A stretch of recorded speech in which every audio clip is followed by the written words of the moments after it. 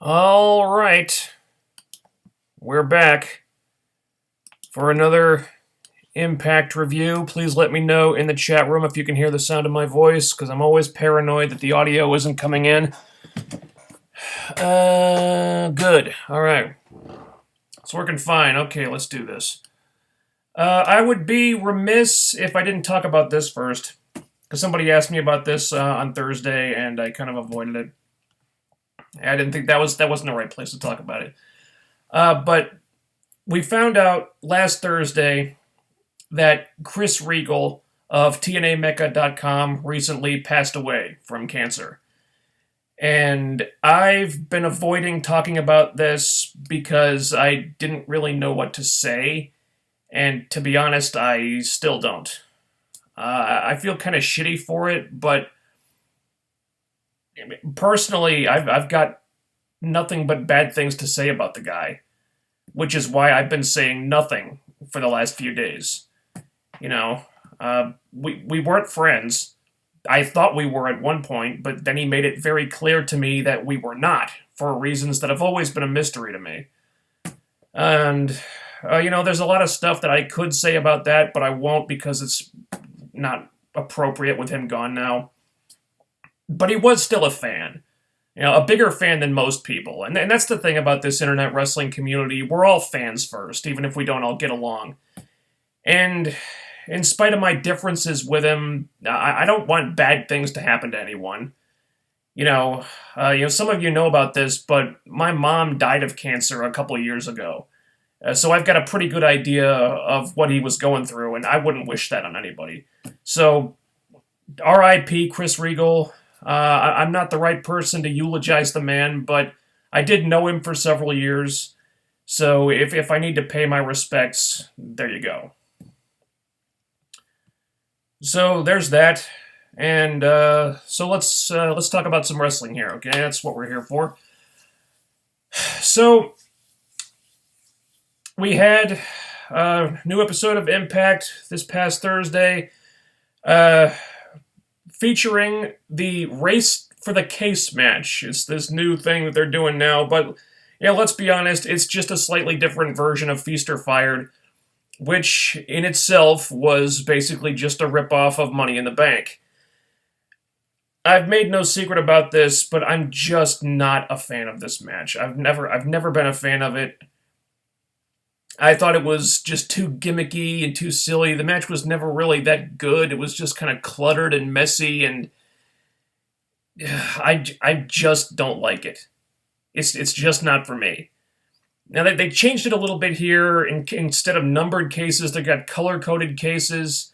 And I will credit them for trying to explain the rules, like the new rules, before the match started. Because TNA have a history of not doing that. So that's good. Apparently, they can't keep the cases for however long they want. Now they have to cash them in on Open Fight Night, which is coming back as well. And so I guess whoever gets a case gets to call out a champion or something like that for a title match. Okay, it kind of feels even more gimmicky now, but whatever. Let's give it a shot. Again, I don't have a lot to say about the match. I'm glad they at least try to do a little bit of storytelling here. They had this thing where Jesse almost gets a case, but then the DCC kind of steal it from him. So that could be a thing, maybe. Also, I guess it's notable that Matt Hardy stopped some guys from interfering so Jeff could get one of the cases. So, those guys are, I guess, like any mutual enmity between those guys is gone now. They're all back on the same page. They're brothers again, and they've forgiven each other for past transgressions and all that. Okay, all right.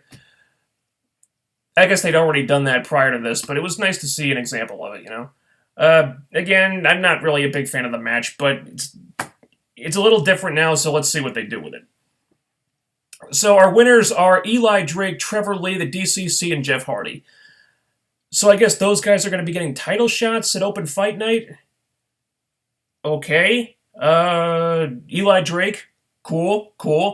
Trevor Lee, I guess they had to do something they had to switch gears after Mandrews left because I guess he was supposed to be getting a push towards the X Division title, so they had to change plans there. But going back to Trevor Lee again, couldn't you give it to Andrew Everett and do something with him? Or, I don't know, maybe bring in Caleb Conley? Because you still got to debut that guy. It just feels like they're just going back to the well with something they already did before. You know? Trevor Lee is great, but why don't you try something different? DCC, okay, it seems like they're starting to build up those guys. And, Lord knows they do need to work on the tag team division, so that's fine. And Jeff Hardy, well, they need some new faces in the main event picture. If that's where this is going, okay, cool. I mean, they got to change up something there. I think I heard something about EC3 being injured now, so... All right. You want to put Jeff Hardy back in the mix? Okay. So, not a bad group here. And so, after the match, we cut to backstage where Drew Galloway has returned finally from his injury. And he goes on about how he has a win over the current world champion, Eddie Edwards. He beat him in the tournament for the inaugural Grand Championship. Nice bit of continuity there. And so, based on that win, he could go after the world title. And I really like what he said here. He could go after the world title, but instead he wants the Grand Championship. Because he wants to make the Grand Championship mean something. He wants to make it the best title in the industry. And holy shit, this is the kind of stuff that you're supposed to say about a championship.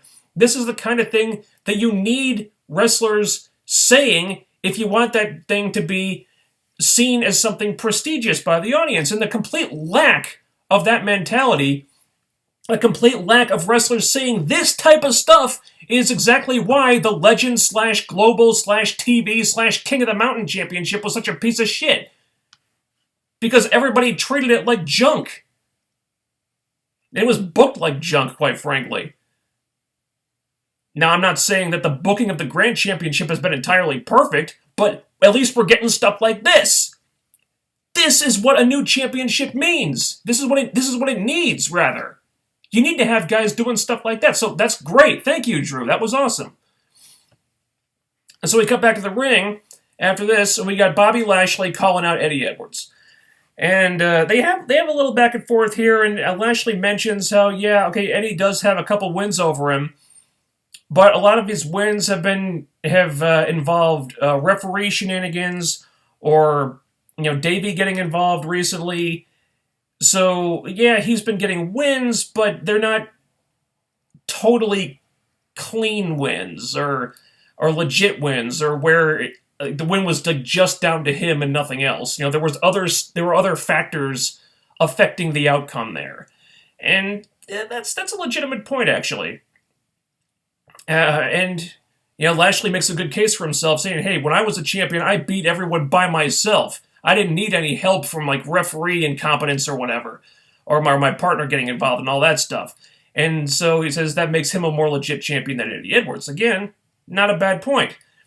And so he kind of goads Eddie into accepting this into this title match. Just one more title match, because we got to beat this Eddie Lashley thing into the ground, even though they've had, God, how many matches have they had now? Is it half a dozen? Is it more than half a dozen? It's been quite a few. And this feud has been going on since last summer.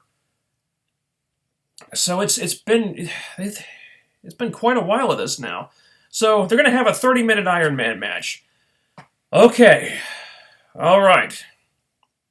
And so Eddie gets a good line in there, how, Lashley is going to be known as Eddie Edwards' bitch. And,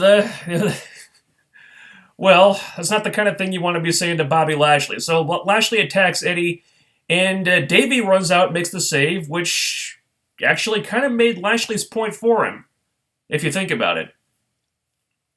If he's saying, no, you only retained your title recently because Davy got involved in the match, well, here's Davy helping him out again. Once again, we got a promo exchange where the other guy is coming off better than Eddie is. And unfortunately, this title reign has had a bad habit of showing things like that, It's like I said, hey, I like Eddie. A lot of us like Eddie, but the mic skills side of things is not where he really excels. So they're constantly putting him into situations where he doesn't come off as well as the other guys on the microphone, and it's unfortunate. But, that's what happened here. Unfortunately for Eddie, Lashley kind of made a better case for himself. It's a good segment overall, but this feud just feels really tired at this point. I feel like they've drawn out this Eddie Edwards title reign probably a little too long, and something about this dynamic needs to change. It can't just be different versions of Eddie, Lashley, EC3. Something has to change. Like, insert a new person or put the title on somebody else or something. I don't know what, but they got to change it up because it's getting tired. But I'll tell you what's not getting tired: Brooke. She was gone for a long time. She had a baby. She's out for a year, and now she's back, and I am so fucking happy about it. She was my favorite Knockout back when she was there, and the Knockout division can only benefit from having her back. And funny thing here is she's facing Deonna Purrazzo, who is working all over the place these days. So much so that I'm kind of surprised that nobody has signed her yet. I mean, she gets enough bookings in Impact Wrestling, ROH, WWE. I mean, but between the big three, I mean, you think somebody would have snatched her up by now. Maybe she's not looking to work for anybody full time. I don't know, but I mean, she's getting booked all over the place. And something about this I really appreciated is that finally Madison Rayne justified her presence on commentary, because they've had her doing sitting in the announce booth during these matches for a while now. And my complaint about it is that I guess the purpose of putting her in there is so she would add a fresh perspective from the perspective of someone who has competed in the Knockout division for a long time. So you'd think she'd have a unique voice in there. And my complaint was that she wasn't really contributing anything unique. She just seemed kind of like making these like kind of generic comments that another announcer could just as easily make him or herself. So she wasn't really saying anything that somebody else wouldn't. But here she finally makes a really good point. And she tells a nice story of, these two have a bit of history because Brooke faced Deonna at Knockouts Knockdown 3 years ago, and that's when Deonna was a rookie and like really unsure of herself and everything. But now Deonna's been busting her ass for several years and getting tons and tons of bookings. Meanwhile, Brooke has been out for a year, and it's her first match after having a baby. So, in a weird way, Deonna is kind of the veteran now, and Brooke is the underdog. And so that was actually a really good point, and it added a lot to the match, actually. And it kind of factored in here, too, because Brooke did look a little bit rusty here. I thought she broke out at least one new move that I hadn't seen her do before, I think, but she was a little shaky on a few of those spots. But still, Brooke wins. Again, really love having her back. I think once she shakes off the ring rust, she should be able to pick up right where she left off. And she was just as over as she was when she left. The crowd still loved her, and that was great. So she gets the win, and then Sienna attacks, which I think is perfect, because we saw earlier, Brooke had that little bit of interaction with Maria. You can see that they're not going to be friends, obviously, so Maria sends Sienna out there. I think this will be a good secondary feud. Nice to have another feud in the Knockout division that one does not involve the title, and also does not involve Gail Kim, and does not involve Brandi Rhodes. So this is nice. Brooke versus Sienna. We get Sienna into a proper feud finally. We get Brooke something to do that keeps her away from the championship, because I don't want her going for the championship just yet. Because like I said, if she goes for the championship, I want her to have a really serious run at that thing, but it's more important to me that Rosemary keep the title for a long time, because we got to reestablish credibility for that title, and we got a great champion, and Rosemary needs to hold that belt for a while. At the very least, Slammiversary, if not longer. Preferably longer. So, I don't want Brooke going for that title just yet. Maybe later on. Think Slammiversary. It should be a good opponent for Rosemary at Slammiversary, but not right now. So this will keep her occupied, and on TV in doing something and being featured, but just not going for the title. I like that. And then we had a segment backstage where Maria confronts Braxton Sutter and convinces him. We're not sure how because she whispered it to him, but she convinces him to stop training Elly. And this is giving us a little bit more context because previously I said, well, we saw Sutter was clearly in Elly's corner, but then the heels kind of distracted Elly and helped Sienna get the win, or was it Laurel? No, it was Sienna, I think. They helped Sienna when Elly was facing Sienna. They got Laurel to kind of flirt with Sutter and distract Elly so Sienna could get the win. But then, even though Sutter wasn't happy about what they did, he still left with them. And it was confusing. I didn't know what that was about. But here, we see that Maria clearly has something on Sutter or Elly, and she may be blackmailing him or something. So it makes a little more sense now. So good. We don't know exactly what's going on there, but it's not an oversight by the writers. Clearly, they'd accounted for this. So good. And then we have a Fact of Life segment with your illustrious host, Eli Drake, who sadly has decided not to talk. I don't understand this. Okay, you just had him finish up the stipulation from the match with EC3s. Like, if you lose this, you can't talk. Like your promos, your loud mouth, that's like the most important thing to you, so you won't be able to talk for the rest of the year. That was a punishment for Eli Drake. And now the punishment is over, but he's doing it voluntarily? Why? This guy's promos were getting over as hell. People loved him. And now you make him stop doing that. I don't understand that. Makes no earthly sense to me at all. And the problem here is that you put him back in the talk show set. I'm glad the talk show set is back, by the way, because it's awesome. But you have Eli Drake just sitting there with Tyrus doing all the talking instead. And look, Tyrus is actually not bad on the microphone. Problem is, nobody cares about him.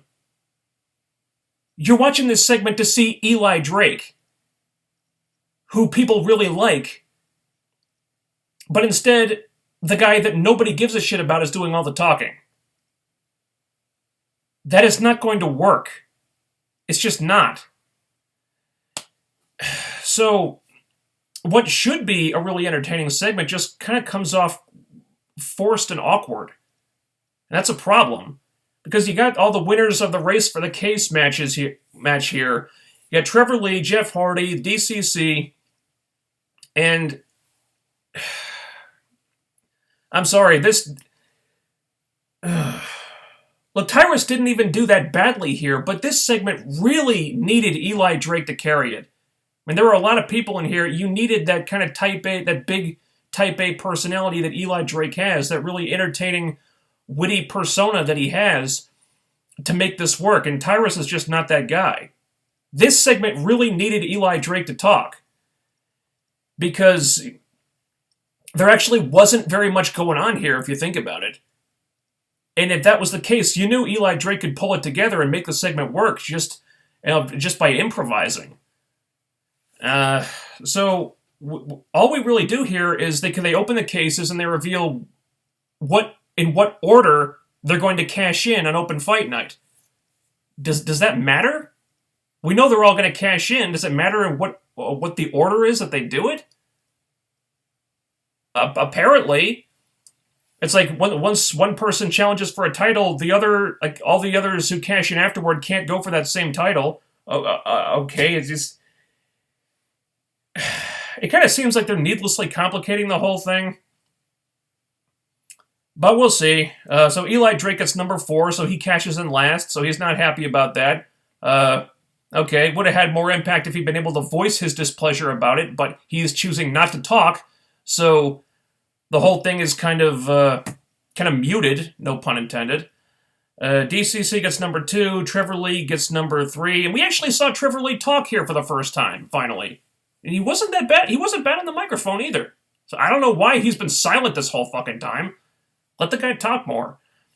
And Jeff Hardy gets number 1, not surprisingly. And that's all we really learn here. Honestly, you could have cut this whole segment out and the show wouldn't have suffered for it. I mean, they could have revealed the order of the numbers of the cases on open fight night. And they could have just saved some time here, honestly. Because the whole segment just felt kind of unnecessary. Maybe it was like, oh, let's get Eli Drake on the show, but he's not talking. You see Eli Drake, you want to hear his promos. That's his big thing.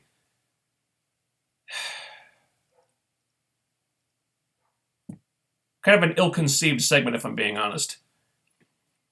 And then we have Aaron Rex and Rockstar Spud in their new gimmick, which again, it's not. I don't know. I don't know about this gimmick, you guys. It's just not my thing. I've heard that some people like it. I've seen people that speak positively about it. They find it entertaining. Good for you guys. I'm glad you like it. For me personally, it's just not my thing. And, oh, here's something else that's not my thing. They're facing Robbie E. and Hornswoggle. Oh, goody. Ugh, wow. You know, you're walking a fine line with this new gimmick here. It's a little bit, I don't want to say cartoonish, that's not right, but it's a little bit campy. So I don't think you're doing it any favors when you have them face two guys who are pretty much a joke. Okay, Robbie E is a fucking joke. I'm sorry. He always has been. Even if he's trying to be more serious right now, nobody's buying it, and nobody's going to buy it. Hornswoggle, he spent his entire WWE career as a joke. So it's just, you try to take this match seriously. You can't. There was one pretty entertaining part of the match, though, when Rex tries to cut a promo mid-match, and then Hornswoggle latches onto him. It's like, Spud, he's touching me! He's touching me! And he tags out. I actually did laugh at that. So that part was funny, but for the most part, yeah, the match is just kind of a joke. Thankfully, Rex and Spud won. It would have been nice if Spud had gotten to pin Hornswoggle to get back, to get that win back, but at least he was on the winning team. I like that. Again, not really a fan of the gimmick yet, but you know they're rolling with it for now. Hopefully, this is not going to be an extended feud, because I don't see what anybody has to gain here by Rex and Spud feuding with Robbie E. and Hornswoggle. I really don't. So afterward, we have this video package. Just when I was starting to feel like, wow, are we really going to go into the Monsters Ball of Jade and Rosemary next week with no promotion whatsoever? Can we hear from them? Can we get a video package? Can we get some hype for it or something? And then, just like that, we get a video package for it, and it's actually a really nice one. They devote a good couple minutes to this hype video, making this match, building up this Monsters Ball match next week. And they made their feud look special, which, I mean, again, it's barely been a feud. You know, they had like a couple interactions, and then they went straight into a cage match. But hey, they made that cage match look big. Where was that a week after the match aired, I wonder? I don't know, but at least they got it. And they made the feud look big, which again is a pretty big deal considering this is two of the newer girls. Normally they reserve this kind of hype for Gail Kim related feuds. But hey, they're giving the new girls a lot of promotion here. Which, hey, thank you. That's what you should have been doing for a long time now. So, really good. I'm looking forward to that match a lot. I heard it was awesome from people who were at the TV tapings. They were raving about this. So, great. Great job promoting it. Great job building it up. I'm excited to see it next week. And in that vein, throughout the night, they've been showing various clips of Drew Galloway and Moose because they've got this match for the Grand Championship in the main event. So all night long, we see clips of Drew and Moose's debuts in the company, clips of Drew winning the world title, of Moose beating Mike Bennett, clips of Drew turning heel and Moose winning the Grand Championship. Just all these big moments in the 10 years of their careers in this company so far. And then, on top of all that, we get a hype video for this Grand Championship match, talking about the championship and what it would mean to them if they won it. And again, this is the stuff you're supposed to do to make a viable second-tier championship. And this is the kind of stuff that was always missing from the Legend/Global/TV/King of the Mountain piece of shit title. They never did that with that title. Here they're making an honest-to-God effort to make the title mean something. Thank you. It's such a small thing, but they never did it for the other one. They're finally doing it here. Great. Awesome. And so by the time this match starts, I said to myself, damn, there's a lot of hype for this. So I kind of figured something big was going to happen here. And, hey, it's a really good match. A really good match. I don't know if it was as good as Moose Mike Bennett. It probably wasn't, but still very, very good stuff. Though there was a confusing moment towards the end where Drew hits Moose with a low blow, and instead of calling the match a DQ, the referee just stops the match and takes 1 point away from Drew. And I don't if that's part of the rules of this 3-round match format. I don't think that was ever explained. So that was confusing.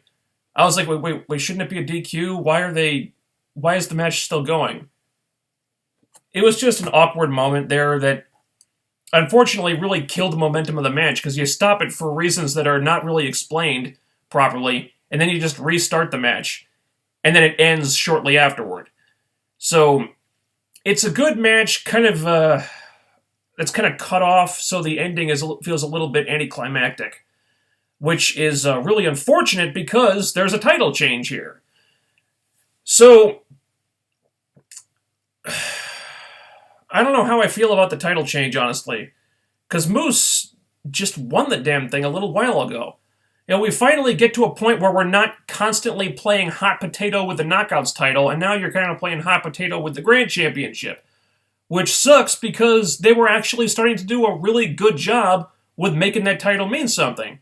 Playing hot potato isn't going to help. So Drew is the Grand Champion now, and he may have been the inaugural champion if he hadn't gotten injured. So maybe they can just pick up where they left off with that? Who knows? Still, good main event. I wasn't wild about the ending. I thought the ending kind of hurt the match, but still, good stuff from the wrestlers there. And that's about it. This episode was pretty much in line with the others we've gotten so far since this latest round of TV tapings kicked in. It's pretty clear that they're not trying to reinvent the wheel right now. We're getting some progression, but for the most part, I think these shows are just trying to keep the wheels on the bus until the next set of TV tapings in March, when Ed Nordholm has had time to make some of the changes that he wants to make, and presumably add some people to the creative team, which, as far as I know right now, is just John Gaburek, Matt Conway, and Madison Rayne. So, not a bad impact, but I think we're going to have to wait a little while for the changes to really kick in. So, okay. Here we go. Oh, wow. There's a lot of stuff here to cover. All right. Let's see. So Matt Hardy knew in his premonition that the green case had the number 1 inside, but he let Jeff take it. Is he okay with him probably challenging for the world title? Didn't he want it for himself? I think the point is that the Hardys are back on the same page, and they're back to helping each other out. And Matt figures, hey, if Jeff gets the title, that's fine, because it's still a win for the Hardys. Because, they're friends again, So if it's good for Jeff, it's good for me, because he's my brother, and I want to see him succeed. So they've left the pettiness behind, I think, was the point of that. Okay. Can Josh Matthews just shut up about Robbie E becoming a hybrid wrestler already? Oh, God, what is he thinking with that? Robbie E is a hybrid wrestler. Shut up. Nobody's buying it, Josh. Nobody. No one gives a shit about Robbie E, and they're not going to. Just stop trying. Please.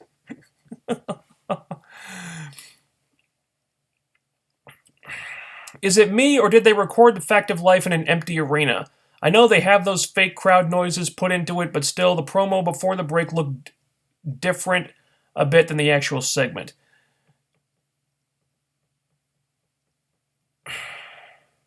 Good question. I'm not sure.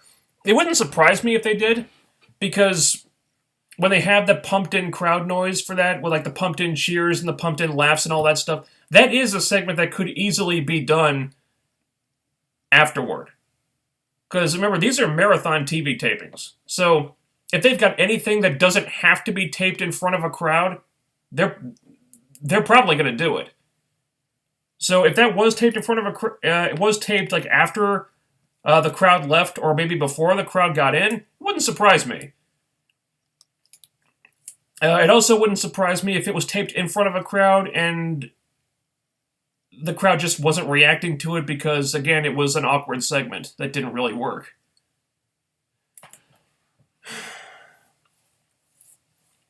Let's see.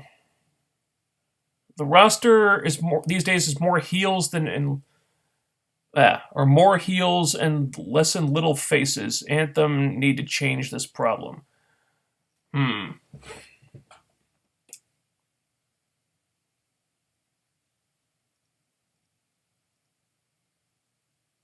You might have a point there.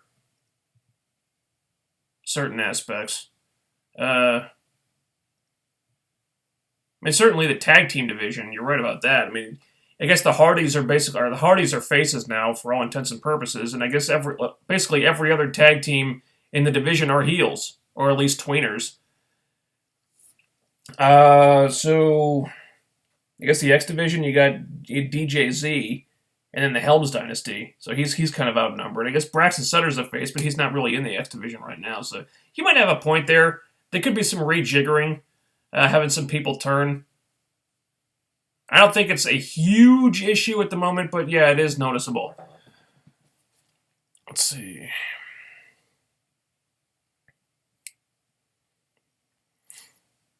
Why is Robbie E getting so much screen time over Jesse? Well, I don't think it speaks about anything Robbie E is doing. I think they just wanted somebody to put over Aaron Rex. So far that's all he's been doing. I mean, it's only been 2 episodes. So, like I said, I think they're setting up something with Jesse in the DCC. So, he could have a feud coming up too. And I think it's a pretty safe bet that he'll probably get pushed a little more effectively than Robbie E is doing right now, because all Robbie's doing is jobbing right now. I think overall, I do think they're a lot higher on Jesse than Robbie. See, Moose has been super impressive in the ring this year. Oh, hell yeah. Definitely. Let's see. Yeah, Brooke didn't look rusty at all. Impressive. I thought she was a little bit shaky in the ring. That's not a criticism. I'm just saying, look, she's been out for a year. She had a kid. It's her first match back. I don't think anyone would have expected her to be as smooth as she was when she left. There's bound to be a little bit of rust there, so just give her some time to shake it off. She didn't look bad. I just thought, she looked like a person who's been out for a while. Just my opinion. I don't like how they presented the DCC and the fact of life. Are they supposed to be badasses or not? Yeah, I noticed that too.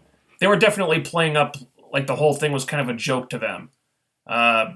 It's like these guys are supposed to be like really serious, dark, quote unquote badass characters, and yet they're playing it for laughs, definitely in this segment. And again, I don't think I did the DCC any favors. I thought it was a mistake to portray them like that, and it's one of the reasons why this segment was awkward.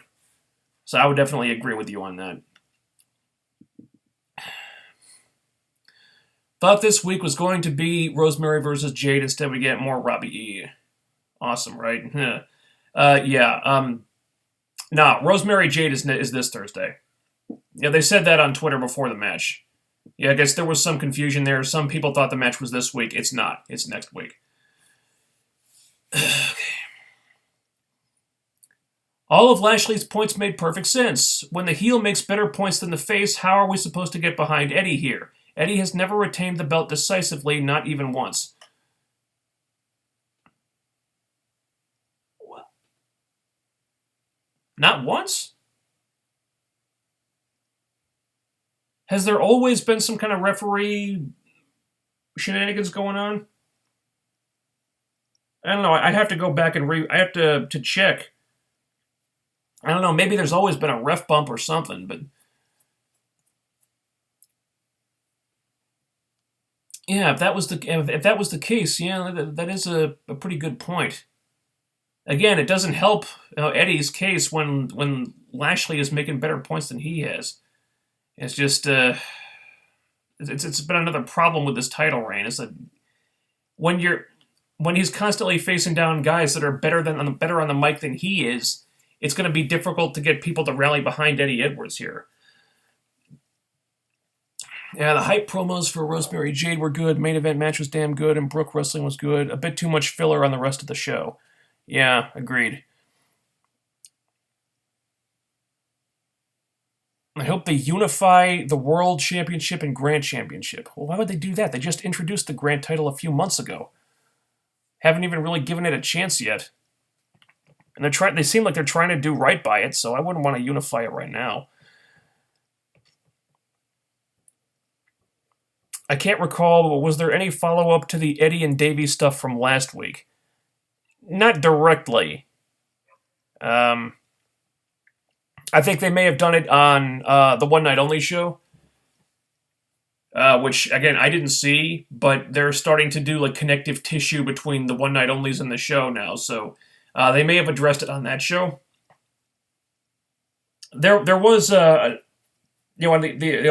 added stuff of Davy making the save for Eddie after Lashley had just pointed out that you only retained the title recently because Davy got involved in the match, which caused things to change in the match, which led to you winning.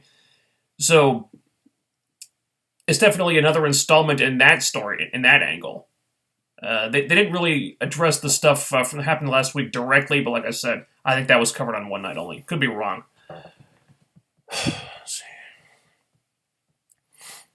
It would be nice if there were no commercials for the Iron Man match so we can actually see a 30-minute match.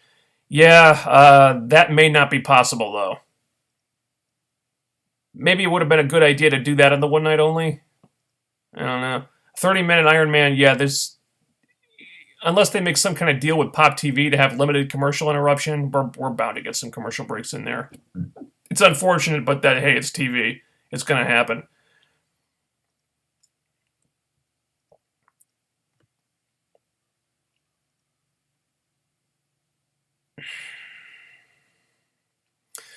Let's see. Did you enjoy Race for the Case? It was awesome. Brooke versus Deanna was okay. Galloway Moose was spectacular. Lashley Eddie segment was great. Even the brawl of Rosemary Jade is going to be great. All right. Did I enjoy Race for the Case? Not really. Just not a fan of the match. Let's see.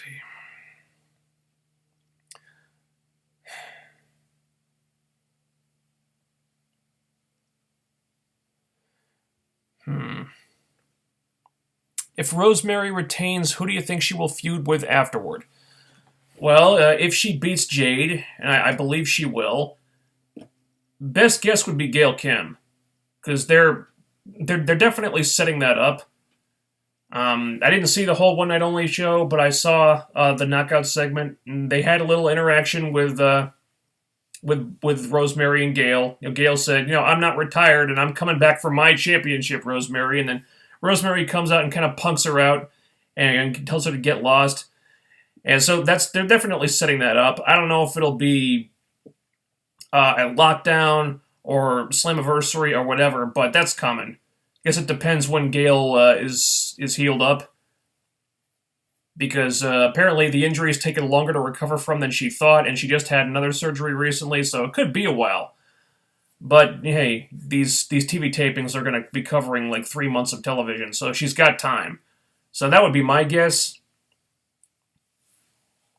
That Gail will probably be next, or if not Gail, then maybe Brooke.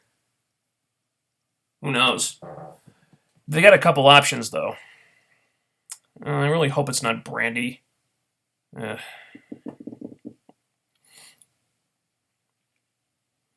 Let's see. Race for the Case at least doesn't have the fired case, so the wrestlers actually have a good reason to try to get one of these cases. That's true. That's true. I mean, it's always been kind of a stretch in the Feast or Fired match. It's like, why would you go for one of those cases if it's a 1 in 4 chance that you could lose your job? I mean, those aren't great odds. So they've eliminated that, even though the fired case did yield some entertainment value in the past, like when Chavo got fired and when Velvet got fired, even though she came back later. But yeah, this does make more sense. Again, still just not big on the match, though.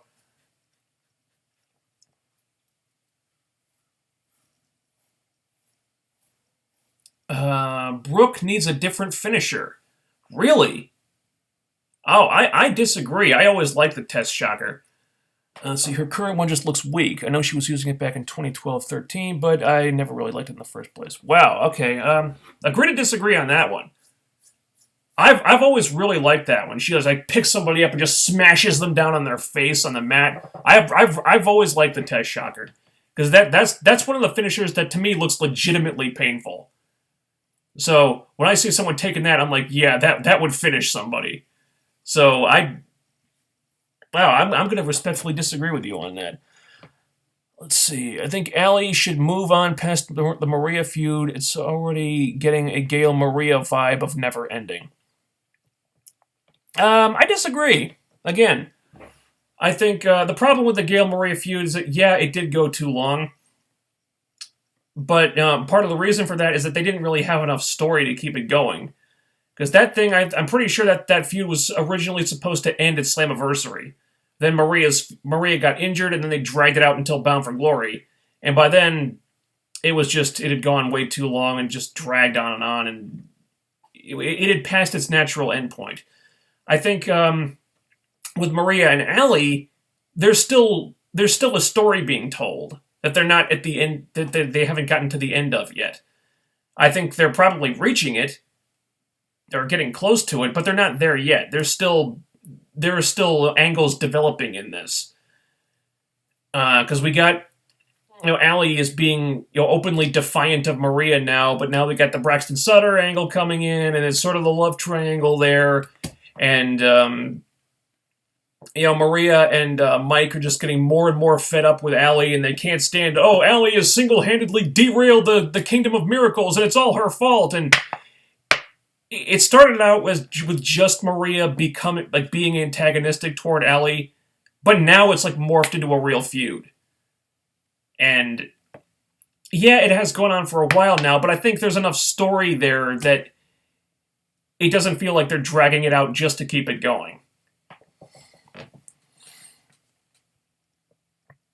Let's see. A few minutes ago, TNA put up a video about Mandrews on the YouTube channel about talking about his first day. I don't get it. He left the company. The only good part was looking at Kinsey Mitchell. She looks hot.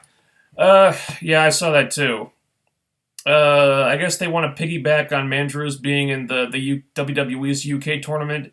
I think it's lame. But they have done stuff like this before. Like when CM Punk was making all that noise and they put up I don't know. I think that they did something on the YouTube channel, or released like a DVD of CM Punk stuff in TNA or something. Like with or like an AJ Styles debuted in WWE, and then all of a sudden TNA produced a DVD of like AJ Styles' greatest hits or something. And they have a history of doing this. They want to piggyback on the hype of something from somewhere else in WWE. It's kind of stupid. I don't know how much buzz the UK tournament really got, but Mandrews was in there. It would have been nice if they'd done this before he left the company. In fact, I'm pretty sure they did. I could have sworn I'd seen that My First Day video from Mandrews at some other time. Maybe they were just reposting it. I could have sworn I'd seen that before, but yeah, I mean, just putting it up there when he just left the company was kind of stupid.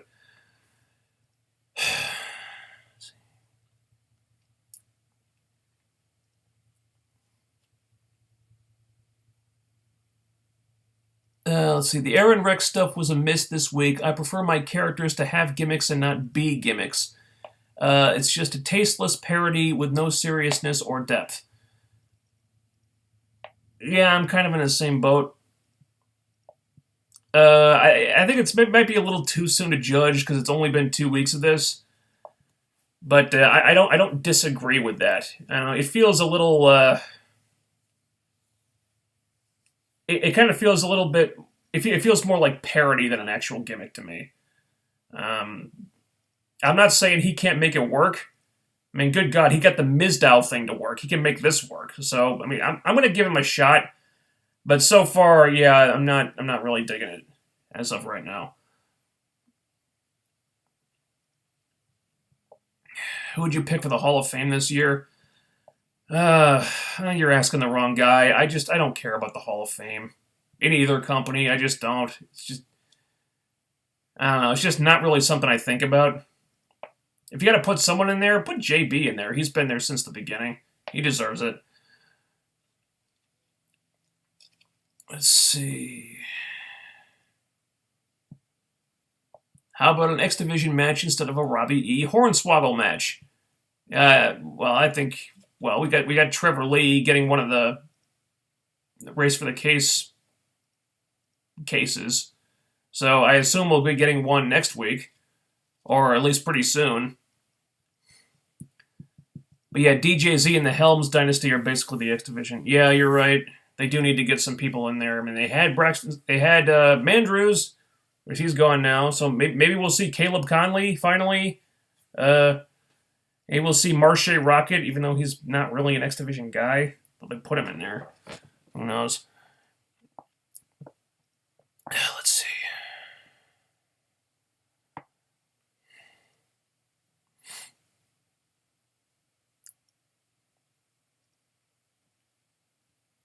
Did you realize that the only spots in Race for the Case was Trevor Lee flying onto everyone after throwing his case over everyone in the finishers, and that was it? Yeah, pretty much. We had Trevor Lee diving onto a lot of people on the floor, but other than that, I don't really remember much of anything that happened in the match. It's one of the reasons why I don't typically like the match, is because it's just a big, cluttered schmoz for the most part. Okay.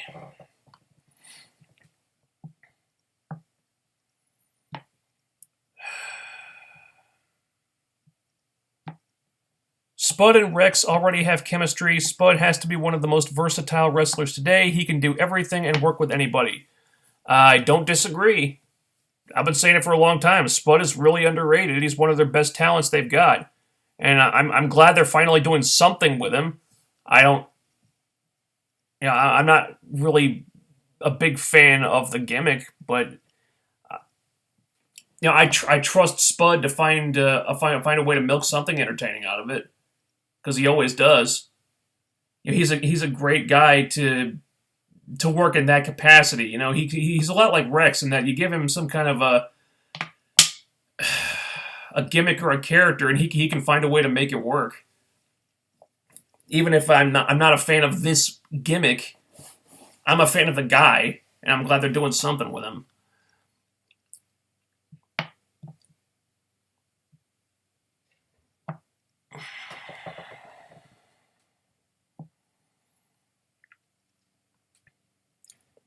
TNA haven't done a good job so far of advertising TV. Promoting big matches and placing them in the right spot of the night has been sloppy. Well, advertising is something they've always had a problem with. Let's not kid ourselves. Promoting big matches and placing them in the right spot of the night. Yeah. I think they're working on it. Once upon a time, they wouldn't have had that big video package for, for the Rosemary Jade Monsters Ball. They would have just put it on the show. They probably would have like set it up and then had it later on in the night. Now here, at least they announced it. Week after that, big video package, big hype video for it. Week after that, they have the match. So I think they're improving. And here, like I said, Drew and Moose, that match had a ton of hype. Yeah, it was only done throughout like one show, but at least they did it. Once upon a time, they wouldn't have done that. They would have just had the match. Could they stand to improve? Promoting big matches, putting them in the right spots on the show. Sure, they could, but you could say that about anybody, really.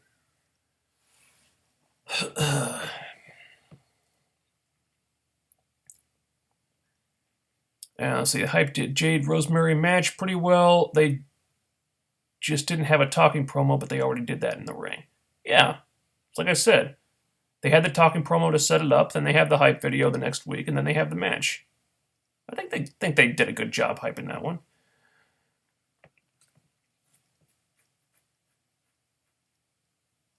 Let's see.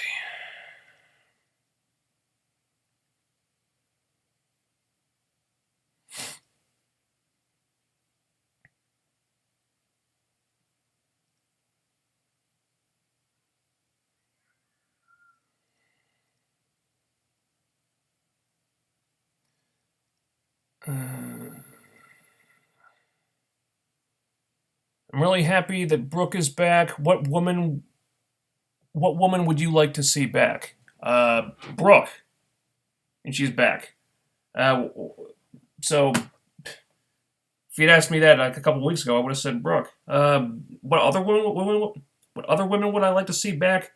I don't want them to bring people back. I want them to bring in new people. Like I said, I've gone over this many times before. I think the knockout division needs to stop moving backward and start moving forward. And they can't just do that by bringing back, gimmicks or talents from the past. Like they brought back Velvet a million times. They brought back Angelina a million times. And never really did anything interesting with them. It's like, well, we'll just bring them back so we can reform the beautiful people. Because we haven't done that for the last 6 months, God, how many reformations did they do with those two? Christ. It's, I wrote text columns about this. It's like, for some reason, for years, TNA were just dead set on holding on to the 2007, 2008, 2009 knockout status quo for as long as they possibly could. They just would not let it go. They absolutely refused to let it go. So any chance they had of bringing back some element of that status quo, they would do it instead of pushing forward with new talent and new feuds. They just wanted to go back to what worked back then. So progression was a real problem for them. I think they're starting to get better because they were finally in a position where they had no choice but to go forward. And that's why we're seeing Rosemary and Jade get the spotlight that they're getting right now. And that's good. But to answer your question, no, I don't want them to bring back any more former knockouts. Brooke was the exception. Because she was somebody who could have been the face of the knockout division if they'd used her right. And she was someone that they really dropped the ball with. So I love seeing her back. I don't want to see any other former knockouts coming back, though. If you need to make more additions to the knockout roster, bring in somebody new.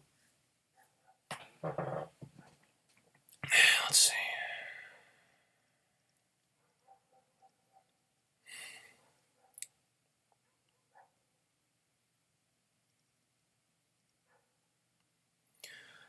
Oh boy, thoughts on the musical crossover between Supergirl and The Flash in March?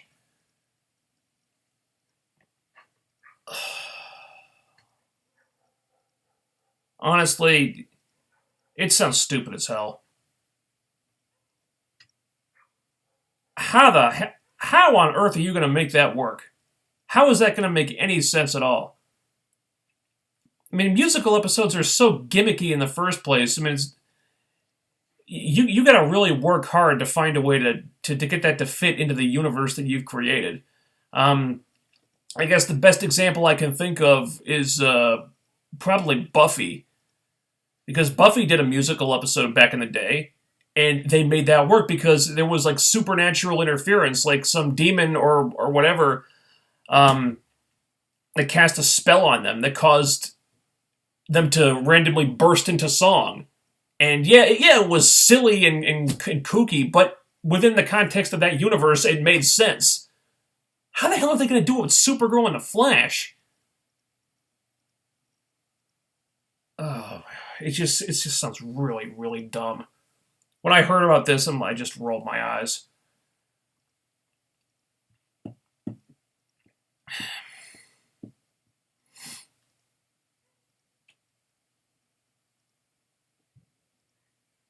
Are you conflicted with the Decay versus the DCC? Yeah, a little bit. I think both teams kind of need wins right now, and unfortunately, if you do this feud, somebody's got to lose. So it's a bit of a problem there.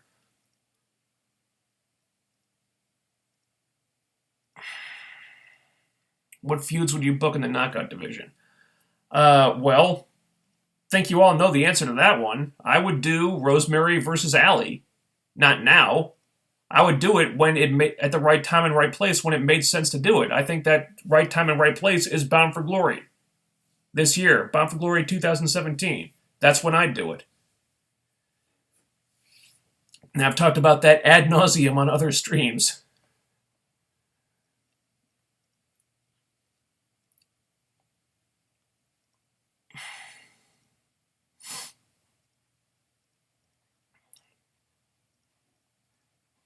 What do you think would legitimize the name change to Impact Wrestling? I don't know if there's any one thing that would do it. I think they're starting to do it. They're gradually removing the TNA name from a lot of their branding. I think they've changed the Twitter handle to just Impact Wrestling. They've changed the YouTube handle to Impact Wrestling. Um, they were sort of beginning. They were sort of doing it on and off a lot before, but I think now they're getting really serious about it. They've used the TNA name for a long time, though. I think best thing they could do is do some kind of a publicity stunt or big marketing campaign. Unfortunately, that's one of TNA's big weak points is marketing. So maybe Ed Nordholm and Anthem can figure out a way to do this and just get the word out that TNA is dead and it's Impact Wrestling now. Kind of like what WWE did with the Get the F Out campaign when, the World Wildlife Federation said that they couldn't be WWF anymore. They need like some kind of big promotional campaign for that. I do not want to see Rosemary versus Gail because we all know what the outcome will be. Gail will either win or will be about to win and Rosemary will cheat to win. Oh, man, that's what I'm really worried about.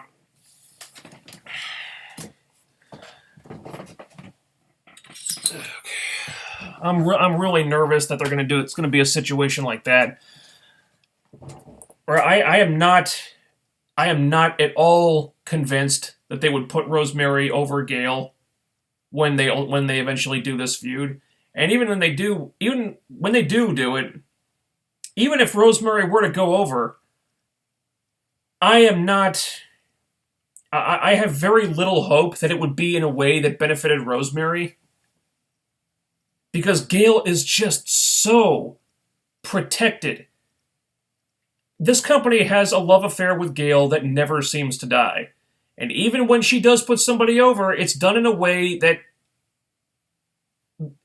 where she is so protected that the other person doesn't get anything out of it. Because Gail was actually Rosemary's first opponent last year in the company. That was Rosemary's first match on TV. Rosemary went over, but look how it was done. Gail was closing in on a victory, and then you had interference from Crazy Steve and interference from Maria, and then only then did Rosemary get the win. And in the end, it was done more to push the feud with Maria. And then the fact that Rosemary got a win over Gail was never mentioned again after that. And look what they did with Sienna. Sienna got like 2 wins over Gail last summer, and then the next thing you know, she's losing to Gail on the wrong end of a handicap match. So, the fact that she got wins over Gail were completely, delegitimized, if that's even a word. No one remembers that. All they remember is Gail getting the win back in super dominant fashion. This is why this is why they have so many problems using Gail to create new stars, because they can't make Gail look weak for any reason. And when you do that, the other person doesn't benefit. I give Maria all the credit in the world, because Elly would not be as over as she is right now if it were not for Maria. And hey, when it was time for Elly to get heat on Maria, she got fucking heat on Maria. Now, if you put Gail in Maria's place, that wouldn't have happened. Because Gail cannot look weak. Gail cannot let anyone else get over on her. Not in a meaningful way. It just doesn't happen. It just doesn't seem to happen. So yeah, I'm very concerned about what's going to happen when they finally do that feud, because they want to do it. They're already setting it up. So I'm very nervous that they're going to take what they have with Rosemary and just flush it away in order to make Gail look good and to give Gail another title reign that she doesn't need, which would benefit absolutely nobody. It wouldn't even benefit Gail at this point. And in the event that Rosemary does retain the title over Gail, it's probably going to be a way that doesn't benefit Rosemary at all, because it'll look like a fluke win.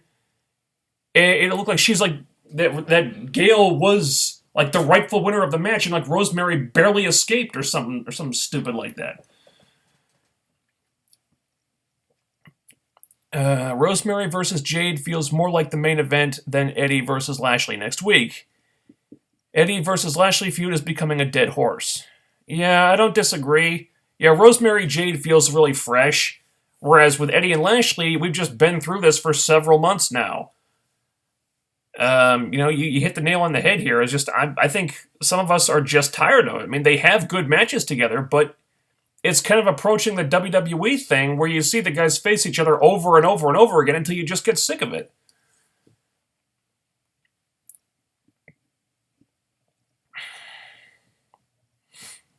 Now, problem is Maria is not a good wrestler, and from what Elly is doing currently in the ring, she could easily defeat Maria, so there's no real suspense there. That's true. However, they've made no real bones about it. I mean, it's pretty much acknowledged that Maria is not a quote-unquote wrestler. I mean, she can get in the ring and sort of fake it, but it's acknowledged that it's not her wheelhouse. It's acknowledged that she's more of a character and a promo cutter and a manager than an in-ring competitor. And that hasn't stopped the feud with Elly from working. Because it's not really about who's going to out-wrestle who. It's about the character interaction and how they play off each other. And the fact that they've been emphasizing that aspect of Maria as a performer is why she's been so effective. And when you get back to Gail, Gail is not very good at that stuff. That's not where she lives. With Gail, it's like, oh, I'm gonna out-wrestle you. I'm gonna out-wrestle you. I'm gonna out-wrestle you. That's Gail's wheelhouse. And you put her in like a character type of storyline, or a character-centric, or a promo battle or whatever. It's just the results aren't good, typically.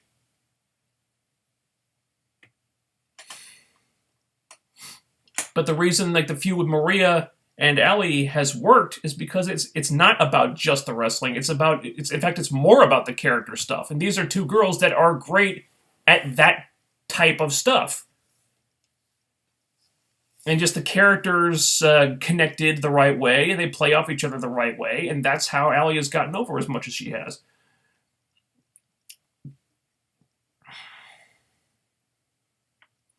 Aaron Rex stuff would fit better back in the late 90s. Currently the character's been done so many times it's played out. Okay, so that's another vote against the Aaron Rex gimmick. Alright. Let's see. Brooke's finisher would be great for somebody like Sienna, but when a smaller girl like Brooke does it, she just can't lift her opponent high enough for the move to be effective. It's like when a cruiserweight does a choke slam. I don't really agree with that. I think, Brooke's not the biggest girl, but she's not the smallest girl either. I think maybe a bit of the problem is that she's not as big as she used to be. Like, she had a baby, so she wasn't really, keeping up the training regimen in that case. And that was just a couple of months ago. So I think she's a little bit smaller now. I think you give her a couple months to build up some more muscle mass, get back to where she used to be, I think it'll look better. But no, I never had a problem with Brooke doing that finisher. Like I said, I've always really liked that finisher. I never thought she was, too small to do it.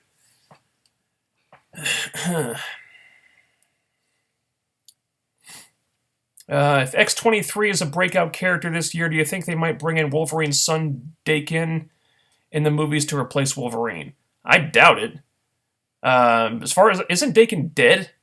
I thought they killed him off. I don't recall him being a big character in the comics at all. I think X-23 is really taken off. I think if they were going to replace Wolverine with anybody, I think it would be Laura. Laura Kinney, X-23. I don't foresee them using Dakin in that regard. Because, X-23 has become the new Wolverine in the comics. At least for now. So I think, she'd be the replacement, if anything.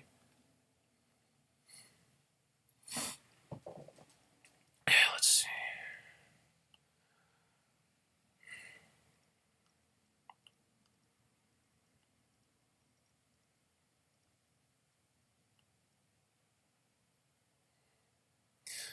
What about the rumor that Impact was going to become part of the WWE or crossover somehow? Ugh. I don't believe it. I think that may have been just speculation, because I think WWE is trying to subsidize a number of UK wrestling promotions, or at least give them some kind of payout to air their content on the network. And some of those UK promotions feature TNA talent, like Drew Galloway, like Grado. So that may have been where that came from. But do I think there's going to be some kind of crossover beyond that? No, I don't think so. Not unless TNA, not unless WWE buy TNA. And again, they're not for sale anymore. So I don't think that's going to happen. When does Gail's next title reign start? I mean, when do you think Gail versus Rosemary will happen? It all depends. We don't really know when Gail's going to be cleared to wrestle. So Lockdown, I guess, is a possibility. If not Lockdown, then probably Slammiversary. I don't want to see it happen either way. Because frankly, I'm sick of Gail. I don't want her to get another title reign. I think Gail would be much better served by helping the other girls get over, by putting them over. But Gail doesn't like doing that, so it's probably going to happen. My guess would be probably Slammiversary. If it has to happen, which it probably will. Do you think if Gail wins the title again, fans will boo? Depends how they do it. Funny thing about that, if you watch the One Night Only segment, Gail comes out and she says, she tries to play the sympathy card. She's like, look, this injury's taken a lot longer than I thought to recover from. But no, I'm not retired. My career is over when I say it's over, and I'm coming back for my championship, Rosemary.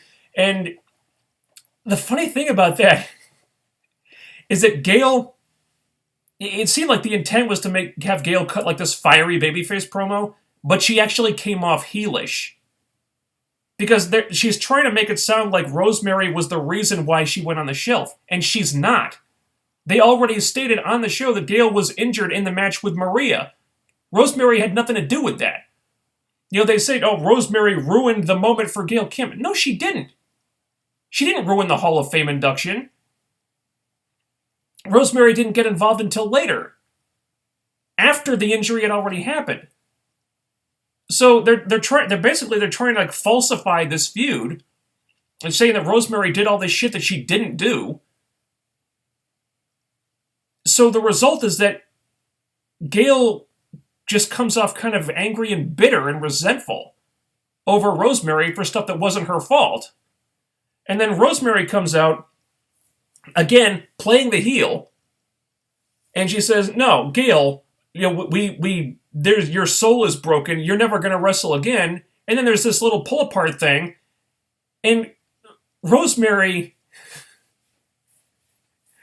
even playing the heel, Rosemary is more charming than Gail because she's got way more charisma. And then, by the end of the match with Sienna, the crowd is behind Rosemary. They're chanting for Rosemary, even though Rosemary just punked out Gail Kim. Even though Gail just tried to get the crowd behind her instead of Rosemary. It backfired on her. That crowd was supporting Rosemary. We saw her on Impact when she came out for that promo to set up the Monsters Ball match. The crowd was chanting for Rosemary again. Even though she's still technically the heel. So I think, Rosemary's popularity is only growing. So I think if they have Gail come back and try to take the title from her, I think they could inadvertently turn Gail heel. I think it would be a good idea, if they have to do the feud, it would be a good idea to maybe get out in front of that and possibly turn Gail heel beforehand. Have her come back as a heel. Because I think there's a very strong possibility that if she comes back against Rosemary, people are going to be booing her either way. Okay, I got a bunch of new comments here.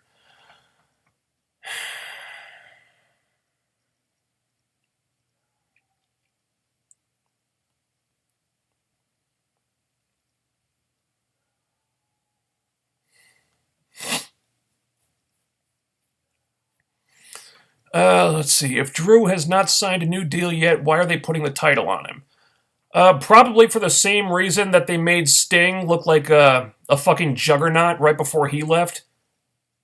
Probably for the same reason the way they made AJ look like a juggernaut before he left. It's if that's what's going on here, it's stupid. But TNA have a history of doing this. I don't know what their mentality is. Maybe this is kind of like a last-ditch effort to get that person to stay. But the sad truth is they have a history of putting someone over their current talent when that person is on the way out the door. Remember when it took Magnus interference from like 20 people to beat Sting in Sting's last match in the company, when he'd just beaten Sting cleanly like 2 months earlier? Same thing with AJ Styles. It's like they want AJ to lose the match, his last match in the company, so the only way the other guy can go over is if he gets interference from like half the roster. It's like, he's leaving the company. You can have him lose the match clean to put over the other person. It's just common sense. I don't know what their thought process is on that, but they have a history of doing this. As far as we know, Drew has not signed a new contract yet. So my guess is they're trying to give him incentive to stay. And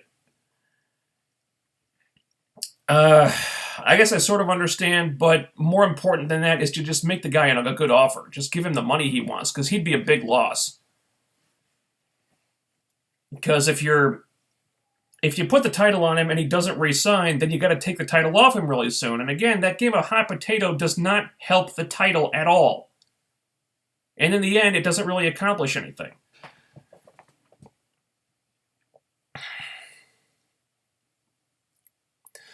Do you think Eli Drake not speaking and being paired with Tyrus was a good idea to get him some heel heat, or should he have turned face because the crowd loves him? If it was one or the other, I think a better idea would have been to just turn him face, because that was kind of the way the wind was blowing. And I don't think pairing him with Tyrus and having Tyrus talk for him is going to get heel heat, because that would require Tyrus getting heat, and Tyrus doesn't get heat because nobody cares about him. Okay, we get some spoilery stuff.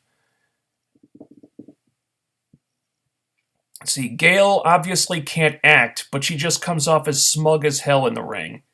Yeah, that's becoming a problem too. It's like I remember Gail saying somewhere that she's more comfortable being a heel, and I believe her, because more and more she just comes off as heelish to me. So I'm trying to think of an example.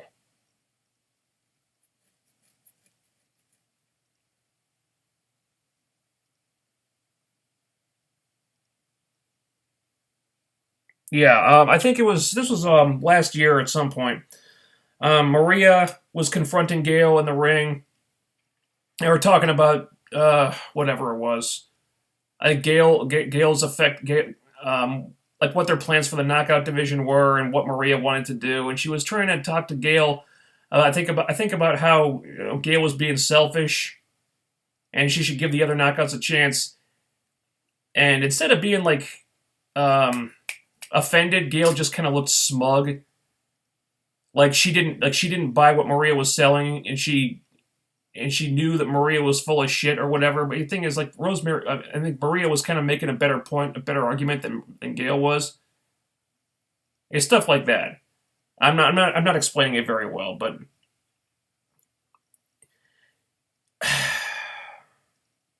honestly, Gail is a better heel than a face. The problem is she's not charismatic enough in terms of acting to look like a genuinely good person, I guess. I mean, even when they're portraying her as a good person these days, I don't really buy it anymore. I did at one point, but now, I mean, her getting pushed and getting the spotlight, it just feels greedy. It's like, you've had this for so long, you don't need it anymore. Give the other girls a chance, for the love of God. So even when she tries to act sympathetic and get the crowd behind her, I just don't buy it anymore. I see the smugness behind it, and I don't like it. So yeah, I definitely agree with you on that. Anthem should get rid of Big John Gaburik for good. Yeah, no kidding. At the very least, get him out of the creative team, because the guy is just not a writer. He's not. Maybe just use him in production, but just the guy. I never saw that guy as a real creative force. I just don't.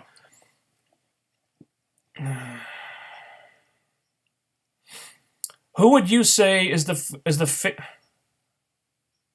Let's see. Who would you say was the face of the knockout division when Gail was gone from the company? Unfortunately, it was the beautiful people. Yeah, I think during that tenure when Gail went back to the WWE for a couple years, yeah, if anything, it was the beautiful people. And that's why that was such a lamentable period for the knockouts, in my opinion. Because by that time, I think the gimmick had just run its course, but TNA just would not let it go. So you had, the beautiful people just dominated the knockout division for a long time. It was just unbearable. It's like they had no plans for it other than just building around the beautiful people, and it sucked, quite frankly. That's why I was so bummed out when Awesome Kong left. It's like, oh shit, the beautiful people just became the top heels. And that's exactly what happened, and it was just not good. It was not good.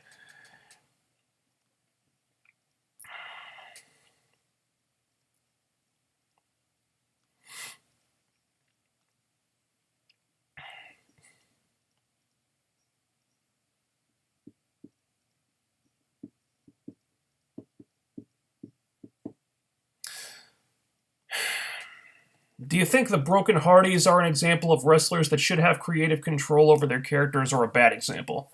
I think they're a good example. Because I don't think a writer could have come up with this. This has been, as far as I know, this broken gimmick has been Matt Hardy's brainchild from the outset. Other people may have contributed stuff to it, but this has been Matt, and I think it's obviously an example of how somebody having creative control can work. I mean, sometimes there have been cases over the years where people get carried away, get creative control, and then they just go too far with it. Because you're a wrestler, it doesn't make you a booker. It doesn't make you a writer. It doesn't mean that you know what's best for your character. I guess you take this on a case-by-case basis.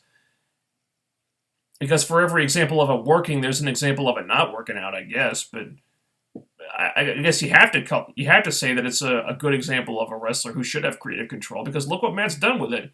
He's taken a gimmick that started out as just something completely ridiculous that practically everybody hated, and now he's the most talked about thing in wrestling. They should let Sienna talk more. She is a boss on the mic. Agreed. Let's see.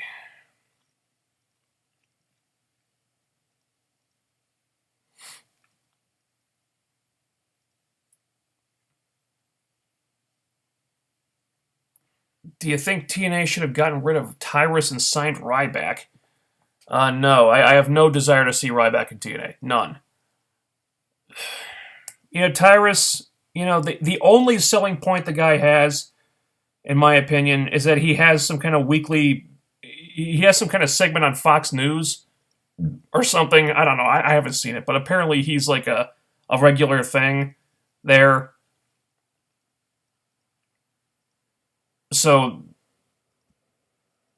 there's some kind of crossover in that aspect, but I mean, other than that, I mean, the guy I don't see what he brings to the table at all. I really don't. Honestly, I would really prefer they just get rid of Tyrus and not sign Ryback, so we don't have to deal with either of them. Personally.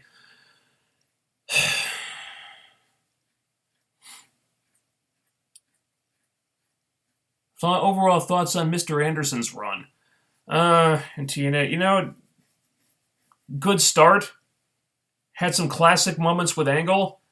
Had some good moments along the way, but I think overall his run was a collection of moments in between stuff that probably didn't work the way it should have, or just ill-conceived things that that just weren't all that great. Now, when he was good, he was really damn good. But after a while, it kind of seemed like they lost interest in him, and they kind of settled him into the role of a mid-carder.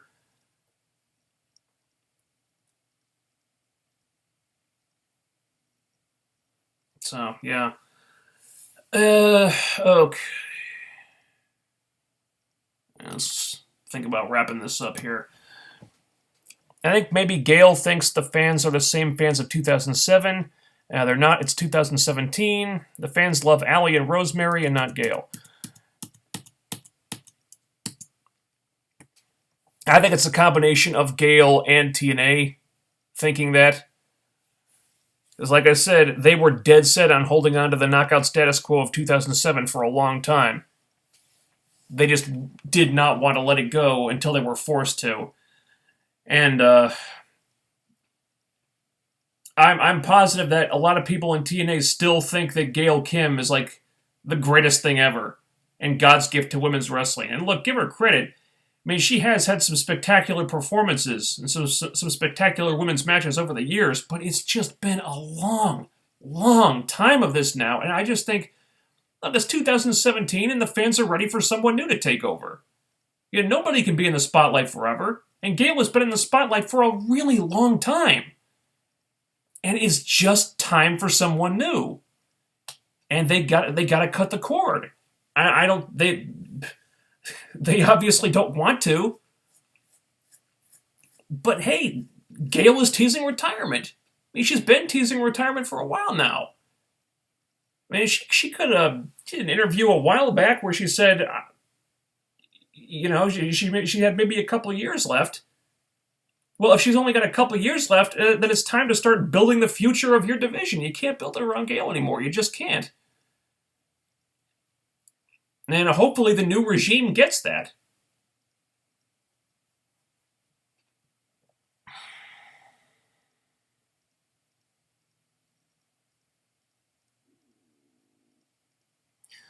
And is there anything here I have to answer? Nobody has turned more than Anderson in TNA.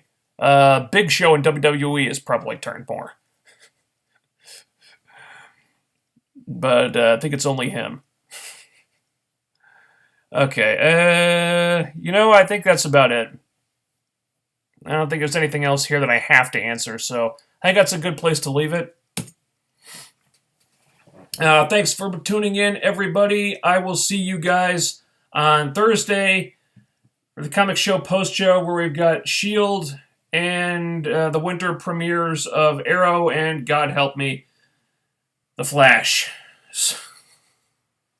So tune in for that. And also tune in next Saturday for the next Impact stream, unless I have to work, in which case it'll be on Sunday. So follow me on Twitter at TheRealFK9 for updates. If I have to push the stream to a different day, there will be an update on that. So good talking to you guys. I will see you in a couple days. Peace out.